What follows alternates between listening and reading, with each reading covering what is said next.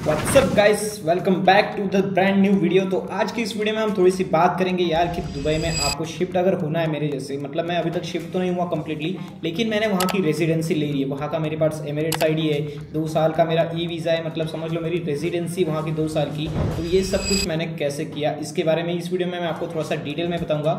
और इस वीडियो में जो भी मैं आपके साथ शेयर करने वाला हूँ वो मेरा पर्सनल एक्सपीरियंस शेयर करने वाला हूँ, ना कि किसी एजेंट या किसी और कंपनी ने या किसी ने मुझे बोला होगा वो उन्होंने जो बताया मैं वो रट के आपको नहीं बताने वाला। यहाँ पे जो मेरा एक्सपीरियंस है, जो मैंने यहाँ पे एक्सपीरियंस किया, मैंने खुद में मतलब खुद जाके दुबई में वहाँ पे मेरा ये सब जब डॉक्यूमेंटेशन वगैरह सब कुछ किया उसके बारे में मैं बताने वाला हूँ। और इस वीडियो में हो सकता है कि बहुत से क्वेश्चन जो है आप लोगों के दिमाग में होंगे वो इस वीडियो में मैं सॉल्व ना कर पाऊँ, क्योंकि मुझे पता नहीं कि आपके दिमाग में क्या क्या क्वेश्चन चल रहे हैं। इसलिए ये वीडियो को एंड तक जरूर देखना, और इसमें जो भी क्वेश्चन रह जाते हैं मेरे और आपको लगता है कि ये आपके डाउट जो है वो क्लियर नहीं है, तो आप डायरेक्टली वो मुझे कमेंट बॉक्स में कमेंट कर देना, ताकि मैं नेक्स्ट वीडियो एक बनाऊंगा उसमें वो आपके जो सारे डाउट्स हैं वो क्लियर करूंगा इससे रिलेटेड।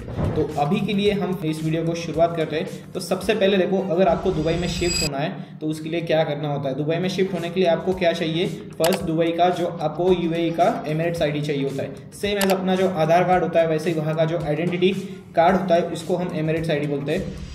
तो यहाँ पे देख सकते हो कि ये मेरा एमिरेट्स आईडी है, यहाँ पे दिखा रहा हूँ मैं आपको। तो ये एमिरेट्स आईडी मैंने निकाल लिया है। तो एमिरेट्स आईडी निकालने के बाद आपको क्या करना होता है, एमिरेट्स आईडी जब आपका निकलता है उसके साथ आपका वहाँ पे रेजिडेंसी भी निकलता है, कि रेजिडेंसी जो होती है वो कितने साल की है वो भी आपके ऊपर डिपेंड करता है कि आप कैसे पे कर रहे हो। तो मेरी जो है यहाँ पे मैंने 2 साल की यहाँ पे रेजिडेंसी वहाँ पे निकाली है, जो ई वीज़ा है मेरा। और प्लस जो मेरी ये इशू डेट है इसकी वो 2025 इस साल मैंने निकाला। तो जो मेरा ये एमिरेट्स आईडी था इसकी भी एक एक्सपायरी डेट होती है, ये भी 2 साल बाद एक्सपायर हो जाएगा, 2027 में इसकी भी एक्सपायरी है। तो तब मुझे फिर से रिन्यू करना पड़ेगा। रिन्यू करने के बाद फिर से वहाँ पे मैं यूएई का नया मुझे जो एमिरेट्स आईडी वो कार्ड मिलेगा, प्लस वहाँ पे जो हमारी रेजिडेंसी होती है उसको भी हमें रिन्यू कराना पड़ता है। तो इसको रेगुलरली आपको रिन्यू कराना पड़ेगा जब ये एक्सपायर हो जाएगा। तो ये हो गया फर्स्ट कि इसे कैसे रिन्यू वगैरह कराना होता है। तो सबसे पहले कि इसको अप्लाई करने के लिए आपको डॉक्यूमेंट्स क्या क्या लगेंगे।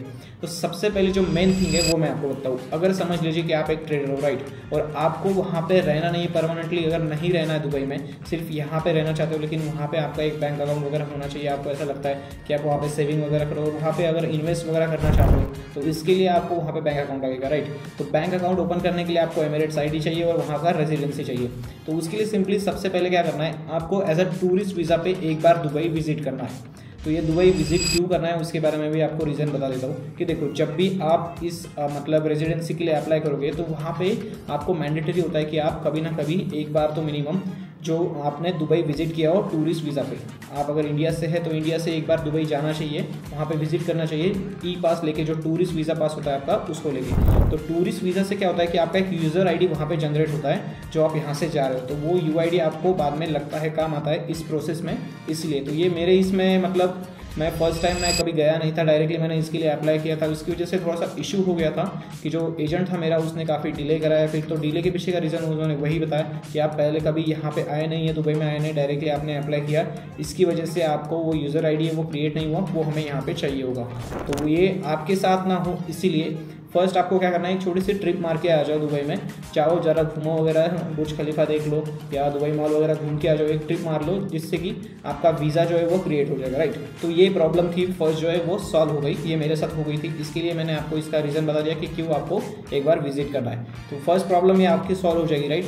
जब आप वहाँ पर जाके आ जाओगे उसके बाद आपको जो डॉक्यूमेंट लगने वाले इसको अप्लाई करने के लिए, तो मुझे क्या डॉक्यूमेंट लगे थे, आधार कार्ड, पैन कार्ड अपना जो होता है वही, मोबाइल नंबर होना चाहिए, अपना ईमेल एड्रेस होना चाहिए, डेट ऑफ बर्थ होती है, आईडी प्रूफ अपना कोई भी चलता है, प्लस एक पासपोर्ट अपना कंपलसरी होना चाहिए। पासपोर्ट तो सभी के पास होना ही चाहिए, अगर आप दुबई के लिए अप्लाई कर रहे हो तो पासपोर्ट होना चाहिए, एक पासपोर्ट साइज आपका फ़ोटो भी लगता है उसके लिए।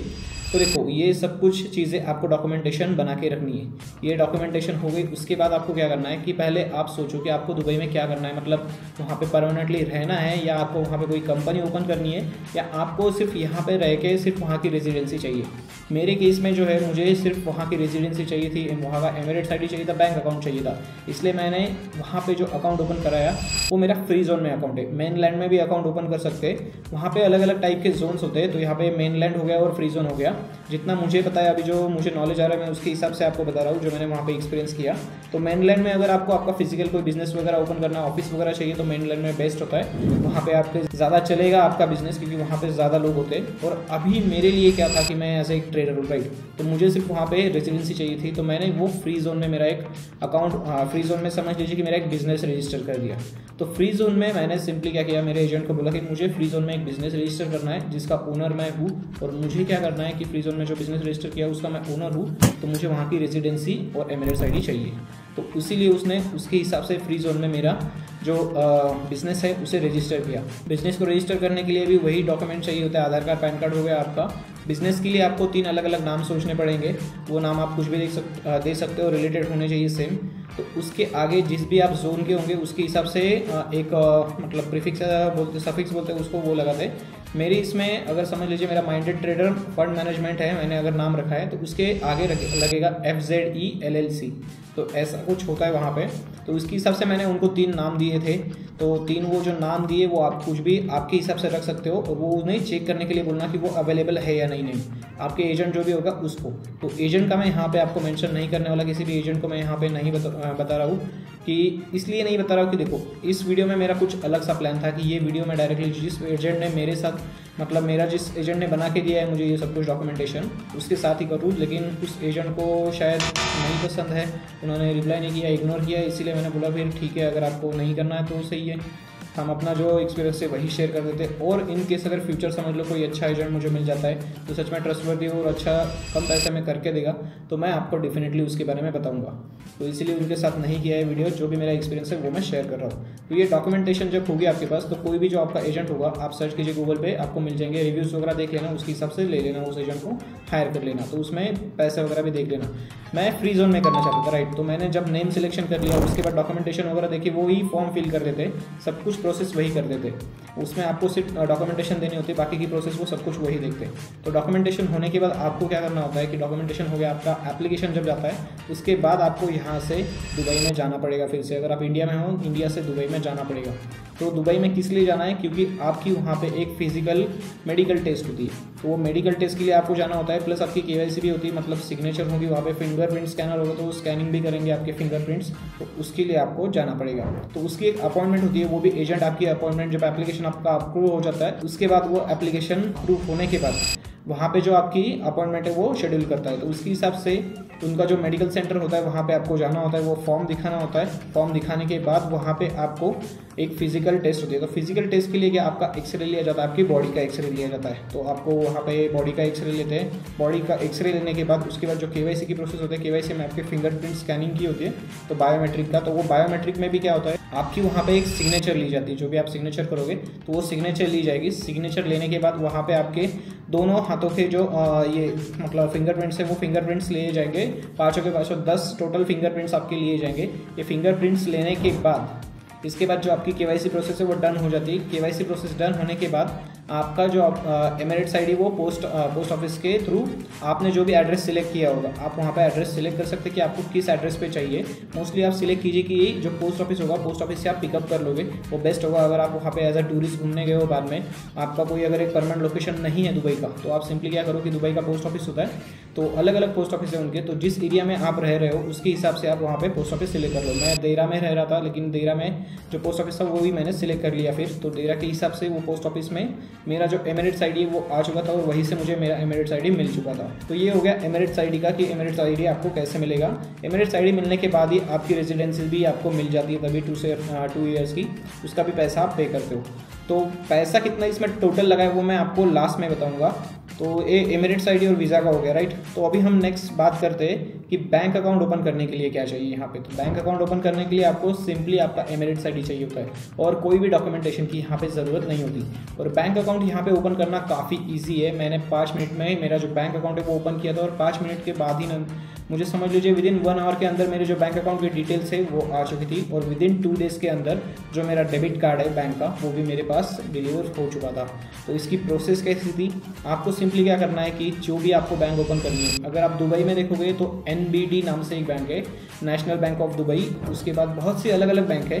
तो मेरा जो अकाउंट मैंने ओपन किया वो मैंने सब मतलब ट्राई किया था। सबसे ईजी प्रोसेस मुझे लगी थी मशरक बैंक की, उसका मैं लिंक दे दूंगा आपको। मशरक बैंक की जो है उसकी लिंक दे दूंगा, आप उसके बारे में चेक कर सकते हो कि आपको कैसे लगे, आप देख लेना। तो वो मशरक बैंक है, उसमें मैंने मेरा अकाउंट ओपन किया था, उसमें मैंने करंट अकाउंट ओपन किया था, जो मेरा पर्सनल करंट अकाउंट था। उसमें अपने यहाँ पे कैसा होता है कि अगर आपको कोई बिजनेस करना है उसके लिए आप करंट अकाउंट ओपन करते हो, लेकिन वहाँ पे ऐसा नहीं है। वहाँ पे आप आपके पर्सनल यूज़ के लिए भी करंट अकाउंट ओपन कर सकते हो। तो मैंने वही करंट अकाउंट सैलरी अकाउंट वहाँ पे ओपन किया और उसमें डिपॉजिट किए थे 4000 दिरहम, वहाँ पे मैंने डिपॉजिट करके दिए थे। तो उसको ओपन करने के लिए सिंपली क्या होता है कि आपका जो एमिरेट्स आईडी नंबर डालो, आपकी डेट ऑफ बर्थ, जो डिटेल होती है, बेसिक डिटेल्स होती है हमारी, नेम वगैरह, वो सब कुछ डालना है आपको। उसके बाद आपका अकाउंट ओपन हो जाएगा। अकाउंट ओपन होने के बाद उसकी लॉगिन डिटेल्स वगैरह भी आ जाएगी। ऐप में आप साइन इन वगैरह कर सकते हो। साइन इन करने के बाद आप उस कार्ड को लेके यूज़ कर सकते हो। और कार्ड की डिलीवरी का भी वहाँ पे ऑप्शन आ जाता है आपको कि कार्ड किस एड्रेस पे आपको डिलीवर चाहिए। तो उसमें भी ऑप्शन है कि आप फिर से जो पिकअप का लोकेशन है वो सिलेक्ट कर सकते हो। सेम अपना जो पोस्ट ऑफिस है वहीं से आप कलेक्ट कर सकते हो। नहीं तो अगर आप किसी होटल वगैरह में रह रहे हो तो होटल का भी एड्रेस दे सकते हो, होटल पे आपको वो डिलीवर हो जाएगा। सो गाइस, लास्ट में देखो यहाँ पे आपका जो आपको कार्ड भी मिल चुका है। तो आप वहाँ पे डायरेक्टली समझ लीजिए आप किसी ब्रोकर में ट्रेड कर रहे हो, फॉरेक्स ब्रोकर में कर रहे होंगे, राइट। तो फॉरेक्स ब्रोकर से आप डायरेक्टली बैंक अकाउंट में पैसा लेते हो। तो आप दुबई के इससे केवाईसी कीजिए। दुबई में आपका जो भी एमिरेट्स आईडी बनाए तो एमिरेट्स आईडी से उस ब्रोकर में न्यू अकाउंट ओपन कीजिए, वहाँ पे केवाईसी कीजिए। जिसकी वजह से क्या होगा कि वहाँ पे ट्रेड करोगे तो उसका अगर प्रॉफिट आपको दुबई के बैंक अकाउंट में चाहिए तो डायरेक्टली आप वहाँ से बैंक ट्रांसफ़र कर सकते हो। तो ये मैं क्यों बोल रहा हूँ, क्योंकि यहाँ पे बाद में फिर से इशू आ सकता है। नहीं तो आपको टैक्स फाइलिंग के टाइम पे, तो टैक्स फाइलिंग यहाँ की अलग है। अभी तक तो मेरा भी टैक्स फाइलिंग मैंने नहीं किया है, लेकिन मुझे बोला गया है कि दिसंबर में यहाँ पे टैक्स फाइलिंग होता है दुबई में। तो हम दिसंबर में वो करने वाले हैं। तो तब मैं आपको बताऊँगा कि जो मेरे साथ हुआ है, मतलब मैंने जैसे फील किया है वो टैक्स फाइलिंग वगैरह वहाँ की, तो उसके बारे में भी एक वीडियो बना दूंगा मैं तब। तो अभी के लिए देखो कि टैक्स फाइलिंग के लिए इशू ना आए, इसलिए आपको क्या करना है यहाँ पे, और मनी लॉन्ड्रिंग का भी आपके ऊपर कोई केस वगैरह फाइल ना हो, इसलिए डायरेक्टली ब्रोकर से जो भी पैसा आपकी इसमें आ रहा है, मतलब जो भी आपके अकाउंट में वहाँ पे डिपॉजिट होगा पैसा, वो कैश में मोस्टली नहीं होना चाहिए। डायरेक्टली अगर ब्रोकर से आ रहा है तो वो सही है। आप वहाँ पे दिखा सकते हो कि ब्रोकर के अकाउंट से डायरेक्टली आपकी सैलरी आ रही है या आपका प्रॉफिट आ रहा है, तो उसमें वो चलेगा। क्योंकि फॉरेक्स हो गया, क्रिप्टो हो गया, सब कुछ लीगल है, इसलिए तो आपको सिंपली क्या करना है कि वहाँ से केवाईसी करके उस अकाउंट में लेना है। ये बात आपको समझ में आ चुकी होगी। इसमें भी अगर आपको कोई डाउट्स है तो आप मुझे कमेंट बॉक्स में पूछ सकते हो। तो ये सब कुछ प्रोसेस इजीली हो जाती है। तो उसके बाद देखो कि यहाँ पे अभी मैं आपको बताता हूँ कि टोटल मुझे इस सारे प्रोसेस में कितना टोटल खर्चा आया। तो खर्चे की बात अगर लोगे तो अराउंड समझ लीजिए मुझे 15,000 यहाँ पे दिरहम लगे। तो अराउंड 4 लाख के समझ लीजिए अराउंड लगे मुझे, 4 लाख के अराउंड मुझे यहाँ पे खर्चा है। ये सिर्फ मैं इसकी जो फ़ी वगैरह है उसका मिला के बोल रहा हूँ मैं, फ़ी वगैरह मिला के। यहाँ पे और एक पॉइंट मैं आपको ऐड करना चाहूँगा, जब भी आप यहाँ पे अपना मतलब बिजनेस रजिस्टर करते हो तो आपके लिए वहाँ पे हेल्थ इंश्योरेंस मैंडेटरी होता है। आपको हेल्थ इंश्योरेंस निकालना पड़ेगा। हेल्थ इंश्योरेंस के लिए अलग अलग कंपनीज़ है और कंपनीज़ के ऊपर डिपेंड है कि उनकी क्या प्राइसिंग होती है। मैंने एक निकाला था जो हेल्थ इंश्योरेंस, उसकी जो प्राइसिंग है मुझे उसका अभी याद नहीं, मुझे नाम की कंपनी का नाम क्या था, लेकिन मेरा जो वहाँ पे हेल्थ इंश्योरेंस है उसकी जो मुझे प्राइसिंग लगी थी अराउंड 750 दिरहम वहाँ पे प्राइस लगी थी। 750 दिरहम मैंने पे किए थे मेरे हेल्थ इंश्योरेंस के लिए। तो वो बेसिक हेल्थ इंश्योरेंस था, तो वो आपको वहाँ पे लेना ही पड़ेगा। ये मैंडेटरी होता है सभी के लिए। तो वो हेल्थ इंश्योरेंस ले लीजिए, ये बाकी की प्रोसेस कर दीजिए। उसके बाद आपको कोई टेंशन लेने की ज़रूरत नहीं। कभी भी आप इंडिया में आ सकते हो, इंडिया से वहाँ पे दुबई में जा सकते हो। जब तक आपकी रेजिडेंसी है आराम से घूम सकते हो। ना आपको बार बार वीज़ा निकालने की ज़रूरत है ना कुछ, आपको सिर्फ एमिरेट्स आईडी दिखाना है, आपका हो जाएगा।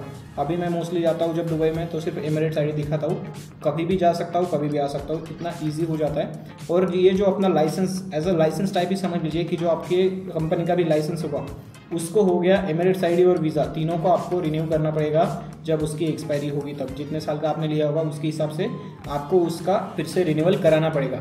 और इसमें मैंने जो टोटल खर्चा बोला अराउंड 4 लाख के यहाँ आया है। तो ये 4 लाख का सिर्फ फ़ी वगैरह मिला के बोल रहा हूँ मैं, इंश्योरेंस वगैरह मिला के। और जो मेरा बाकी का वहाँ पे खर्चा आया था अलग से रहने का वगैरह, वो इसमें काउंट नहीं हुआ। उसका अगर आप काउंट करोगे अराउंड, तो समझ लीजिए मैं 1 महीने के अराउंड, मतलब 1 महीना भी नहीं रुका, उससे कम रुका था। तो अराउंड मेरा समझ लीजिए ये इसका खर्चा निकाल के बोल रहा हूँ मैं 7 लाख के अराउंड कुछ मेरा वहाँ पे स्पेंड हुआ था। तो वो जो 7 लाख था उसमें कुछ मैंने शॉपिंग भी की थी थोड़ी सी और घुमा वगैरह हुई, इसलिए ज़्यादा गया। तो मिनिमम 3 से 4 लाख तो समझ ही लो आप कि उतना तो आपको वहाँ पे लगने वाला है। और अगर आप दुबई में शिफ्ट होना चाहते हो तो मोस्टली आपको मिनिमम मंथली 10 लाख रुपीज़ तो मिनिमम कमाने चाहिए। तभी अगर आप 10 लाख रुपीज़ मिनिमम कमा रहे हो तभी वहाँ पे शिफ्ट होने का सोचो, क्योंकि वहाँ पे एक्सपेंसिव काफ़ी ज़्यादा है। मैंने खुद वो देखा, एक्सपीरियंस किया मैंने, अगर रह के मैंने से भी ज़्यादा रुका हूँ समझ लीजिए मैं वहाँ पे। तो वो वहाँ पे जो एक्सपेंस है वो नेक्स्ट लेवल है। वहाँ पे बोलते हैं कि टैक्स नहीं है, लेकिन अगर आप अच्छी बेटर लाइफस्टाइल चाहते हो तो सही में एक नंबर है। दुबई जैसी कोई जगह नहीं है। अगर आप इसके बारे में सोचोगे कि वहाँ पे महंगाई कैसी, तो हमारे यहाँ पे अगर वो कोई 10 रुपये की पानी की बॉटल मिल रही है, वो वहाँ पे 50 रुपये की है। तो इतनी ही आप समझ लो कि महंगाई है वहाँ पे। तो उसके हिसाब से देखो, आपके हिसाब से कि आपको कहाँ पे शिफ्ट होना है कहाँ पे नहीं, वो आपके ऊपर है कि वहाँ पे जाना है या नहीं जाना है। तो वो सोच के आप वहाँ पे रेजिडेंसी वगैरह भी क्रिएट कर सकते हो। मेरे जैसे सिंपली जो रेजिडेंसी है मैंने बनाई है, एमिरेट्स आईडी वगैरह बनाया है ये, तो आप भी बना सकते हो और वहाँ पे रह सकते हो। तो मैंने ये जो बनाया मेरी कंपनी रजिस्टर की, क्योंकि मुझे एज अ फ्रीलांसिंग काम करना है। मैं यहाँ पे बैठूँगा, सिर्फ वहाँ पे मुझे अगर चाहिए मेरा पैसा तो मैं वहाँ पे डाल दूँगा, इसीलिए। तो आपकी अगर कोई भी इससे रिलेटेड और भी जो भी आपके डाउट्स है, बहुत से क्वेश्चंस हो गए आपके मन में, तो वो सारे क्वेश्चंस आप मुझे कमेंट बॉक्स में पूछना, मैं आपको नेक्स्ट वीडियो में उसका आंसर करूँगा। और ये वीडियो कैसा लगा ज़रूर बताना मुझे कमेंट बॉक्स में। इस वीडियो को लाइक ज़रूर कर देना। अगर इस चैनल पर नए हो तो जल्दी से चैनल को सब्सक्राइब कर लेना। यहाँ पे आपको फॉरेक्स से रिलेटेड और क्रिप्टो से रिलेटेड काफ़ी बेस्ट कंटेंट देखने के लिए मिलेगा। तो चलिए मिलते हैं नेक्स्ट वीडियो में। Till then take care, good bye.